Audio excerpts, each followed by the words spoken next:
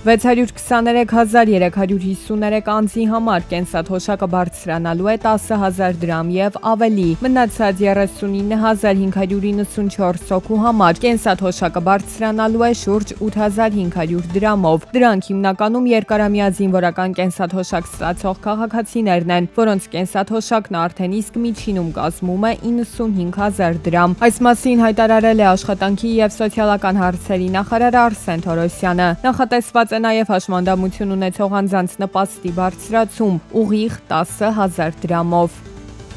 Հայաստանում էլեկտրամոբիլների գույքը հարկը կնվազի, եթե տրանսպորտային միջոցը ռեեստրում ունի էլեկտրոնային անձնագիր եւ այնտեղ նշված է շարժիչի կայուն հզորության ցուցիչը, ապա գույքը հարկը կհաշվարկվի հենց այդ ցուցանիշի հիման վրա։ Եթե էլեկտրամոբիլի համար նման տվյալներ չկան, ապա յուրաքանչյուր մեքենայի էլեկտրոնային անձնագիրը կլրացվի անհատական կարգով, քանի որ հնարավոր չէ բոլոր էլեկտրամոբիլների համար սահմանել միատեսակ տվյալներ։ Այս կարգավորումները կվերաբերեն շուրջ 20,000 ֆիզիկական եւ մոտ 4,000 իրավաբանական անձանց։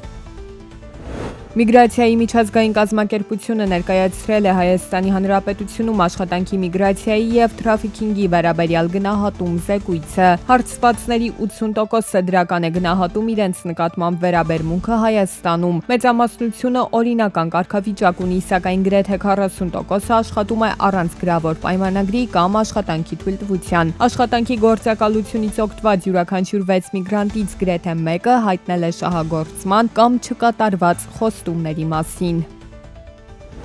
Մեղրի սահմանային անցակետի դրամաշնորհային համաձայնագրի ժամկետը երկարաձգվել է։ Ծրագրի շրջանակում ներգրավված են վերակառուցման եւ զարգացման Եվրոպական բանկի վարկային միջոցներ, ինչպես նաեւ Եվրամիության ներդրումային դրամաշնորհ։ Միջոցներն ուղղված են Մեղրի համայնքում միջազգային չափորոշիչներին համապատասխանող նոր սահմանային անցակետի կառուցմանը։ Հայաստանի Հանրապետության կառավարությունը պարտավորվել է համաֆինանսավորել ավելացված արժեքի հարկի գծով ծախսերը շուրջ 21 միլիոն եվրո։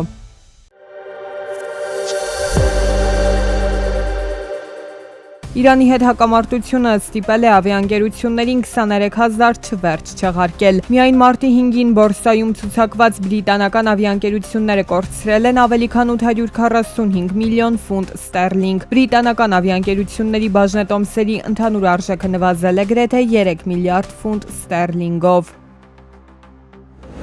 Եվրամիության երկրների ներկայացուցիչները կարծում են, որ Իրանի շուրջ տեղի ունեցող իրադարձությունների ֆոնին գազի եւ նավթի մատակարարման հետ կապված իրավիճակն առայժմ մտահոգիչ չէ։ Մարտի 4-ին առանձին անցկացված գազի համակարգման խմբի եւ նավթի համակարգման խմբի արտահերթ նիստերում Եվրահանձնաժողովը եւ Եվրամիության երկրները քննարկել են Եվրամիությունում գազի եւ նավթի մատակարարումների անվտանգության ապահովման հարցը։ Եվրամիությունում գազապահեստարանների լեցվածության մակարդակը մնում է կայուն։ Մերձավոր Արևելքում ընթացող պատերազմը կարող է դառնալ համաշխարհային տնտեսության ամրության լուրջ փորձություն, իսկ տարբեր ձևերի եւ մասշտաբների ցնցումները շարունակական բնույթ կկրեն։ Այս մասին հայտարարել է Արժույթի միջազգային հիմնադրամը։ Եթե ճգնաժամը երկարաձգվի, այն կարող է ազդել էներգակիրների գների, շուկաների տրամադրությունների, տնտեսական աճի ու գնաճի մակարդակի վրա։ Այս իրավիճակը նոր մարտահրավերներ կդնի քաղաքականություն մշակողների առաջ ամբողջ աշխարհում։ Չինաստանը հայտարարել է, որ 2026 թվականին մտադիր է պետական բանկերում ներդնել 44 միլիարդ դոլար համակարգային ռիսկերից պաշտպանվելու եւ տեխնոլոգիական ընկերությունների ֆինանսավորումը մեծացնելու նպատակով։ Իշխանությունները նաեւ ծրագրում են կարգավորել ֆինանսական ընկերությունների միջև մրցակցությունը եւ խթանել փոքր ու միջին տեղական ֆինանսական հաստատությունների կոնսոլիդացիան։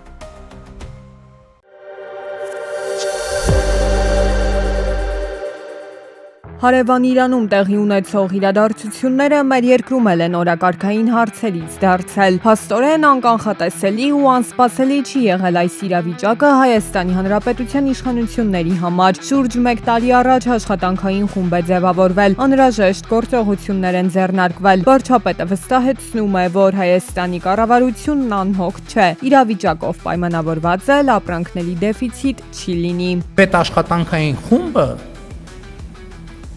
երբեմն ամենօրյա, երբեմն ամեն ժամյա, երբեմն ամեն ամսյա ռեժիմով աշխատում։ Պատկերացնում եք, ասենք, մի տարի առաջ կամ գուցե տարի ու կես առաջ դա ստուգելի վարչապետի որոշմամբ ստեղծվել է աշխատանքային խումբ։ Երևանն ու Մոսկվան քննարկում են հայկական երկաթուղու ռուսական կոնցեսիայի հարցը։ Հայկական կողմը պնդում է, որ առանց ժամանակին իրականացվող արդիականացման երկրի երկաթուղիները պարզապես չեն կարողանա սպասարկել բեռնաշրջանառության նոր ծավալները, հատկապես տարածաշրջանային կոմունիկացիաների բացումից հետո։ Մեր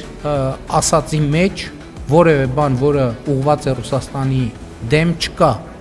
Մենք ուղղակի մեր գործընկերների հետ կիսում ենք օբյեկտիվ իրավիճակը, ասելով, որ մենք պարզապես այս իրավիճակում Հայաստան իր մրցակցային առավելությունները կորցնում է եւ մենք ուրիշ որևէ մոտիվացիա չունենք եւ հույս ունեմ, որ մենք կարողանանք հասնել կոնկրետ լուծումների։ Խնդիր չենք ունեցել, չունենք եւ չենք ունենալու Ռուսաստանի հետ հարաբերությունները վատացնելու։ Եվրամիությանն անդամակցելու գործընթաց սկսելու օրենքի համատեքստում է Փաշինյանը հայտարարում ու հավելում, որ առաջնորդվում են Հայաստանի պետական շահերից ելնելով։ Մենք բարեբախտաբար թե դժբախտաբար դեռևս այն ճանապարհի ընկետում չենք, որպեսզի ռուսական ռազմաբազան մեր տեսադաշտը փակելիս լինի։ Երբ որ կտեսնենք, որ ռուսական ռազմաբազան մեր տեսադաշտը փակում է, այդ ժամանակ կմտածենք,